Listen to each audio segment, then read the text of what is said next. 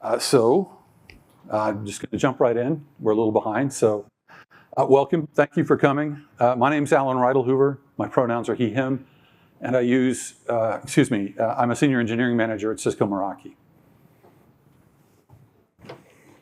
Hi everyone, I'm Fito von Zastrow. I also use the pronouns he, him, and I'm a staff software engineer also at Cisco Meraki. There we go. Okay, so we call this talk Derailing Our Application, but that's a little bit of a misnomer. We're not actually removing Rails from our app. Rather, we're decoupling our business logic from Rails constructs, because we found that Rails was both getting in our way and not providing enough structure at our scale. Now, before we dive into that, though, there are a few things we need to kind of establish up front, some core concepts and some common language. Now, the first is a quick lesson in economics about convex and concave payouts. I promise this is only going to take a minute. A convex payout is one that only requires a small investment and usually results in a small loss, but occasionally pays off really big. This is venture capital. This is you making lots of small little investments in lots of small little experiments to see if any of them are going to pay off. The opposite of that is a concave payout. This is one that requires a large investment and usually results in a small, reliable profit, kind of like banking, but it can result in a very large loss. I'm sure we all remember 2008. This is also kind of like retirement. You have a nest egg, you want it to grow, but you can't afford to take any losses, so you plan carefully and you invest conservatively. All right, does everybody have those two concepts, convex and concave? Yeah, all right, cool. I can't do a show of hands because I'm blinded by the light. Okay, so that's the end of the economics lesson. Now let's see if we can apply that concept to software development. So there's this guy, his name is Kent Beck, you may have heard of him, and he has this talk called 3X. And in the talk, he shows you how the convex and concave payout curves are actually a single curve. Together they form an S-shaped curve that represents the application development life cycle and 3 phases, including exploration, expansion, and extraction. In the explore phase, you're in the convex portion of the curve. The goal here is to find the thing that's going to pay off really big. In the expand phase, it's all about growth. You found that big thing, it's taking off, and now your job is to scale it as fast as you can. And then finally, once growth slows to a reasonable, understandable amount, and you've accumulated a large customer base whom you no longer can afford to lose, the application enters what's called the extraction phase. Here, you've reached that concave portion of the curve, and your goal is to eke out as much value as possible without risking any losses. So knowing where you are on that 3X application development lifecycle can actually help you make decisions about what to do with your application. And so where are we on this curve? Well, when we started putting together this talk, Fito and I thought, wow, we're probably in the extract phase. But no, we did some research, we looked into the data, and it's pretty clear we are still expanding. And to understand the challenges that we're facing and why we're decoupling ourselves from Rails, let's take a look at how we got here to this point. So Meraki was founded in 2006, just 11 days after Twitter. We were a startup with a crazy idea that for a service that no one else was providing, remote network management over the cloud. So you can set up a device and manage it using a website instead of having to plug into it. So we set about exploring this space. It was completely uncharted territory. Rails 1.0 had just shipped in December of 2005, and we were founded in April of 2006, which is when we started work on our dashboard. Now at that point, people were still writing fat controllers. The blog post hadn't been published yet. No one knew the Rails way hadn't been published. We hadn't yet lived through the Ruby 1.9 upgrade. I don't know how many of you remember that fiasco. A lot of you. There were no RESTful routes. You couldn't chain active record queries, and bundler didn't exist yet, so you had to do dependency management manually. Plus, We weren't well-grounded, eloquent, or practical. But that didn't stop Cisco from acquiring Meraki in December of 2012, because they recognized that Meraki was innovating incredibly fast, and that despite the fact that the central concepts in our application were laid down well before any of those best practices were established. So by today's standards, our code was kind of a mess. That's not an actual class diagram, but it's not far off. So we'd just been acquired. All of a sudden, we had all these new customers coming to us who wanted products and features we didn't have yet. And so our Rails app grew a whole bunch despite the mess. We went on into full-on expansion mode.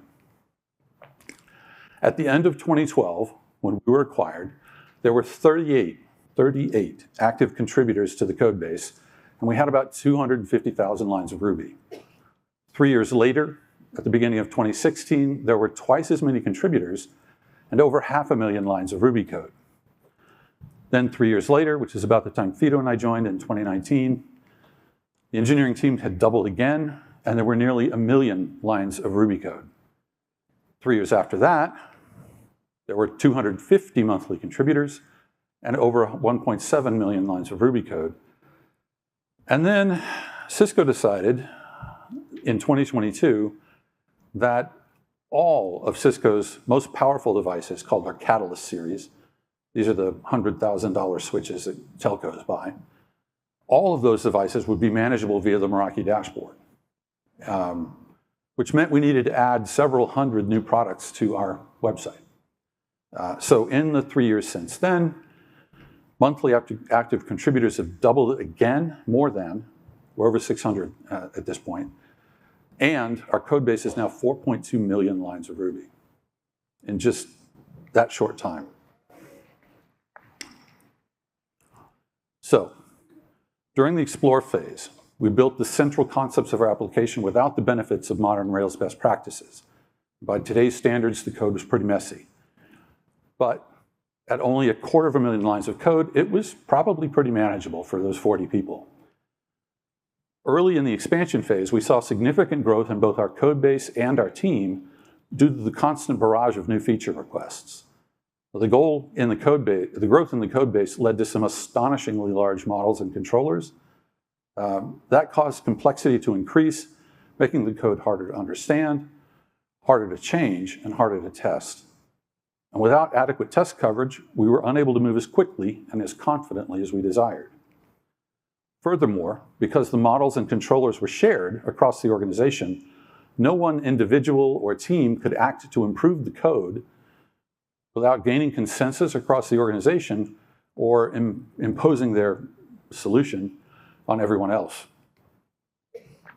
So we wanted to increase our velocity as we continued to scale. And to do so, we felt like we needed to look beyond the MVC pattern that Rails architecture supports in order to reduce the complexity and increase the testability of our application.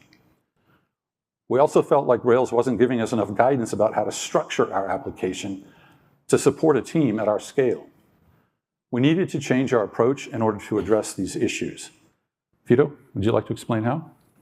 My pleasure. All right. I'm clicking in pairs, so I'm actually just going to use the keyword. But, all right. So, like Alan mentioned, we wanted to reduce complexity and increase testability. So we chose to modularize our code base in order to address those two concerns. And we also wanted to improve autonomy and accountability. And so we added boundaries within our monolith to support these qualities. Now, let's look at how we're applying these concepts to our Rails app.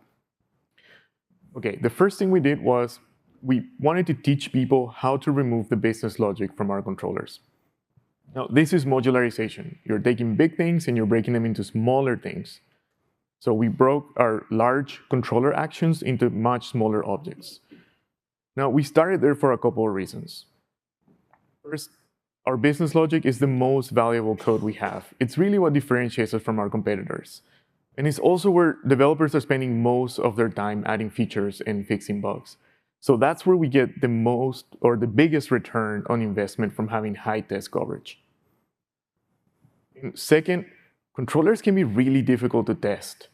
They often require complex setups in order to just exercise every code path in a controller action. And the more logic you have in that action, the more cumbersome testing becomes. And eventually people just stop testing or opt for manual testing instead, which seems easier, but it's actually slower and more error prone. So we restructure our code to make it easier to test via simpler, quicker unit tests that require less setup. All right, we're going to look at an example. Now, the code in these examples is kind of made up. It was actually inspired by real production code. It was transformed to use concepts related to coffee machines instead of networking, with maybe some help from AI. The shape of the code is inspired by production. All right, this is a controller that handles requests to update the settings of multiple coffee machines that belong to a cafe. Now, don't feel like you need to understand the code. Instead, I want you to focus on the shape of the code and the variety of colors that you see on the screen. Both of those, at a glance, are indicators that there are lots of different concepts here, tons of things going on. So I'm going to walk you through some high-level things that are happening here. There is an active record transaction, which contains a loop. And this is looping over an array of arrays that contains a coffee maker ID and the corresponding changes to that machine's configuration. Now, inside the loop is where most of the business logic lives. The code here is doing things like validating input or populating errors, serializing a hash of changes, and finally saving these settings. Now, back outside the loop, there's a little bit more business logic. The controller is creating a cafe event, which is probably consumed by a different part of the system, potentially some kind of notification system. And then finally, there's so much going on here, so for good measure, we add some aggressive exception handling and an ensure block in charge of rendering a response. Now again, there's a lot going on here, but we don't have to solve all these problems at once. In fact, our approach has been to first focus on the body of the loop. Now, some caveats here. Before we go there, it is important to ensure that you have at least some high-level tests. You just want to have enough coverage to tell you that you're not completely breaking the method. So assuming you have that, and that can be hard, but assuming you have that, we can get started with the extraction. All right, so here we've extracted a class called updateWaterTankSettings. This class encapsulates the procedure that was inside the loop and is now only concerned with a single coffee maker. Now, this makes testing the logic much easier since you no longer have to think about HTTP concepts. You also don't have to think about the loop. You can just focus on the effects of this class that it has on the settings of a single coffee machine. But there's still a lot of logic left in the controller. So the next step is to extract the remaining business logic out into another class. So here we've created a new class. We call it updateCoffeeMachineSettings and move the rest of the business logic there. And if you look at the controller, it now looks like a whole lot more like a scaffolded controller. It is only responsible for handling the HTTP request and sending the response back. Now, it collaborates, though, with the new class that we just extracted to build a response. Now, this new class, on the other hand, still has several responsibilities, and admittedly, a lot more than we'd like. But we're going to defer that work to the next person that touches this file, because our goal here is not to fix everything at once, it's just to make it easier to test our business logic. And so now that we took that out of the controller, we've accomplished that goal, and so we can move on for now. Now, as I mentioned earlier, extracting business logic out of the controller will help us with simplicity and testability, but these extractions alone are not enough to promote autonomy and accountability. So for that, we need some walls within our codebase. And these boundaries are going to reduce the cognitive load across the entire engineering organization. An engineer now no longer needs to know about all 4 million lines of code in order to make a change or fix a bug. Rather, they can just focus on the code their team owns. And they're free to improve that code without having to gain organizational consensus. So we started with all the code in the controller, so that was in the controllers directory. And now we've extracted classes, and we have the ability to move that code into a different directory. So here we introduced a domain directory with a coffee machine subdirectory, and we moved the new classes there. Now, this directory structure provides a namespace where we can put all of the business logic that's related to coffee machines. It is also allowing the team that's in charge of the coffee machine features to take ownership and experiment with different approaches without requiring that consensus that I talked about before from the entire organization. They're also now accountable for the level of test coverage, or if there's test flakiness that's coming from this directory. Plus, with that coffee machine namespace in place, we can actually go and rename some of the classes that we extracted to leverage that information that's already conveyed by the namespace. All right. The next step we took was to teach people how to remove business logic out or from our views, specifically ERB files. Now, views present a different challenge. ERB files are special in that they can't be processed by community standard code quality tools like Flog and SimpleConf, which we use both. So these view tests are also difficult to write, and they can give you a false sense of security because you have to set the instance variables that the controller would normally set for you. And once you do that, now it's possible for you to go change the controller code without breaking that view test. Also, the embedded Ruby syntax makes it harder to read plain old Ruby, so the more logic you have in there, the harder it is to understand what's going on. So we restructured our views to make the code easier to test and easier to understand. And so as a bonus, we can now measure the quality of our code. We can see what the flux score is and get coverage information. So let's look at an example. All right, here on the left, we have a controller that's in charge of rendering configuration properties for a coffee machine. The controller itself is not doing much. It's just finding the coffee machine, and then it's setting a few instance variables, and then it renders the template. Now, on the right, we have the view, or the ERB template, and this template contains the business logic that decides which properties get rendered under what conditions. Now, the output is just a text file with key value pairs that are separated by new line characters. Just so you have an idea, it looks like this. In this case, it's just a plain text response with a list of key value pairs. It's not even HTML. So when we looked at this response, we determined that we don't really need ERB for this. A plain old Ruby object or a Poro should be enough. And again, before refactoring this, you should make sure that there's at least some high-level tests covering this. And assuming you have that, let's get started. So here's the controller and the ERB template as we saw it a moment ago. Let's replace the view with a Poro. All right, so here we've created a new class called Coffee Machine Configuration. Now this class encapsulates the business logic that's in charge of building those configuration properties. And we've also pulled the code that calculated the instance variables that used to be in the controller into the new class. Now, we did that because the variables were actually deeply embedded in the view's logic. The controller had no use for those variables other than setting them so that the view can then access them. And that was coupling the view and the controller. However, we decided in this case to leave the code that finds the coffee machine in the controller because the controller does use that logic to determine what the correct HTTP response should be. The new class, on the other hand, does not even need to be instantiated if there is no coffee machine found. Now, the benefits of this particular extraction are that the coffee machine configuration is now much easier to test than an ERB view.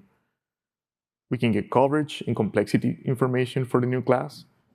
And the controller is also much easier to test since it's responsible for less business logic. All right, let's look at where this code should go. So we started with coding controllers and views, and we then replaced the view with a pure Ruby object. So we can now put that new coffee machine configuration class in the domain coffee machine directory and rename it to just configuration, since coffee machine is already in the namespace. Okay, one more. The next thing we thought people to remove was the business logic from our models. Now, this might seem unnecessary or counterintuitive to some of you, given that skinny controllers, fat models has been considered a best practice in the Ruby on Rails community for a while. The models just seem to fit, seem to be the place to put your business logic. However, there's a few reasons to move your business logic out of your models. Most of our models represent these core concepts in our application, and it makes them magnets for code. And the more code gets added to these models, the lower the cohesion and the higher the chance for these methods that you're writing in your models to be implicitly coupled with each other. So in other words, these models just tend to become junk drawers. That diagram that Alan showed of the mess of wires. We have lots of models that look like that. But also, more importantly, it makes it hard to draw boundaries around the code that's in models and to help people take ownership of that code. So once again, we restructured our code to make it easier to test and to draw boundaries. So let's take a look. All right, on the left, we have a controller action that's in charge of broadcasting details about a coffee machine. So the controller here is going to query the database to find the correct coffee machine, and then it's going to call .broadcast details on the coffee machine model. Now, on the right, we have the coffee machine model. The broadcast details method checks various attributes on the model, and then it builds a string that contains the machine's name, recent activity, and maybe the supply status. So this is going up so devices in the network can see how the coffee machine is doing. Now, before I show the extraction, again, I should repeat that you should make sure that there is at least a high-level test. And assuming you have that, let's extract the code. So here we move the logic from the broadcast details method into a new class called coffee machine broadcast details.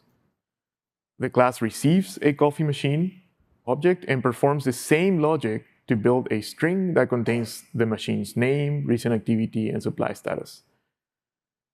Now, this new class has a few advantages. The first one is that it is no longer implicitly coupled to the model attributes anymore. It's not just magically grabbing the data it needs. This also makes it more extensible. As long as it receives an object that responds to these same methods, it can be used in other contexts. For example, you could pass it an immutable data object that provides the same information.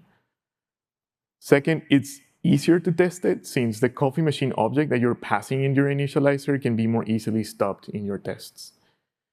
And then finally, the code in the class is no longer accessible to other methods in the model. We don't think about this a lot, but by pulling this logic out into a new class, you are preventing that incidental coupling via referencing other methods or instance variables that might be set in this method.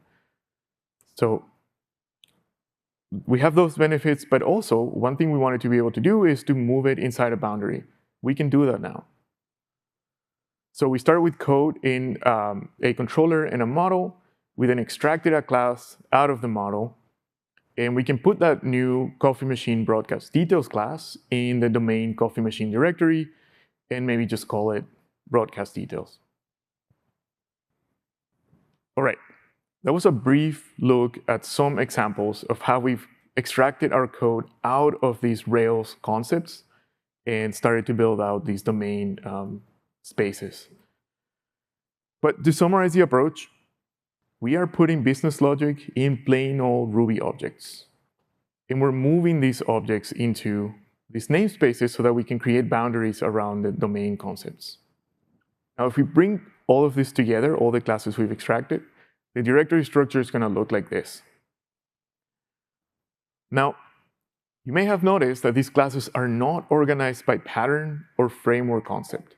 That tends to be the first thing people who have a lot of experience with Rails notice, like, wait. You know, these update settings and update water tank settings classes, they could be considered service objects, right? Controllers are delegating to them. And on the other hand, the broadcast details and configuration classes are more like serializers, right? They take in some data and return to you some more data in a different shape. We have explicitly decided not to be prescriptive about how the code should be organized inside the domain directories. And we did this because it allows teams to decide what works best for them. Teams may be in different parts of their own journey, different sizes of teams, different levels of expertise. And so some of them organized by subdomains. Like they might create a water tank subdomain and move some of the code there. And others chose to organize by pattern, for example, services and serializers. Sometimes they actually go back and forth, whatever works for them. All right, we're just about done. I'm going to hand it back to Alan to close us out. Okay. All right. So there are a few ideas we want you to get from this talk. First, remember the convex and concave payouts, two different investment models that can be combined into a single curve to model an application's development lifecycle with 3 phases: explore, expand, and extract. Understanding where you are on that chart can actually help you make informed decisions about the investments you're making in your application. And understanding the route your application took to get where it is today not only builds empathy with the developers who built it, but it also helps you think about and prepare for the application you want to have tomorrow. And then finally, we wanted to share our approach. And due to how old our app is and due to the growth trajectory we've been on, we found that Rails was kind of getting in our way and also not providing enough structure. Rails and the lack of best practices in our early life led us to some super large models and controllers with business logic everywhere, even in our views. I'm surprised Fito didn't get a groan when we mentioned views. It's all React now. Yeah. Historically, this has kind of caused us to struggle with complexity and with testing. Now, modularizing our code allowed us to work on smaller, more testable things.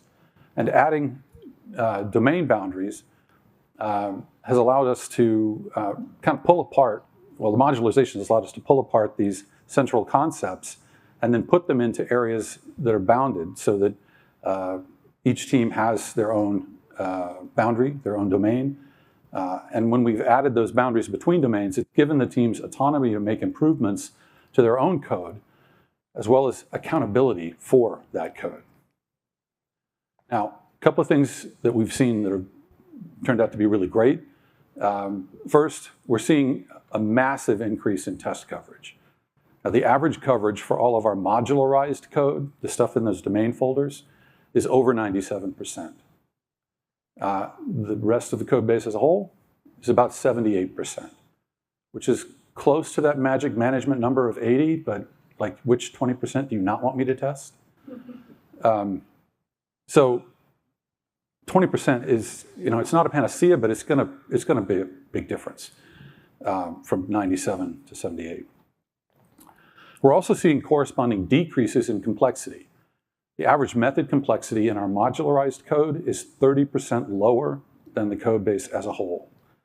Smaller things are less complex and easier to test. We've also seen a big improvement in flaky tests and Sev1 responses, since it's now easy to tell which team owns the bit of code at the center of the problem. We've also had a couple of rough spots. One in particular is worth mentioning. Probably the hardest thing about this has been the autonomy. Giving teams autonomy within their domains means that they might not leverage the techniques we've described here. It's their choice. And in some cases, teams have used their autonomy in ways that have caused issues outside their domain. And the discussion around how far that autonomy extends can be challenging. So what's next? Well, most of the teams at our organization are still in the extraction phase of this process, but there are other phases in the future. Some of our teams have moved this far along. They've been able to wrap their domain in an API and then even extract their service from the monolith. Now, we don't always encourage that necessarily, but in the cases I'm talking about, it made total sense. And we expect that as other teams get further into the extraction portion of this story, they may look at doing something similar. Okay, that's about all the time we have. If you're interested to know more about our journey, you can reach out to us here, or you can come find us at the booth. Or, to plug the silent auction, you can talk to the modularization team and just bid on a silent auction item. That'd be me. So that's it. Thank you.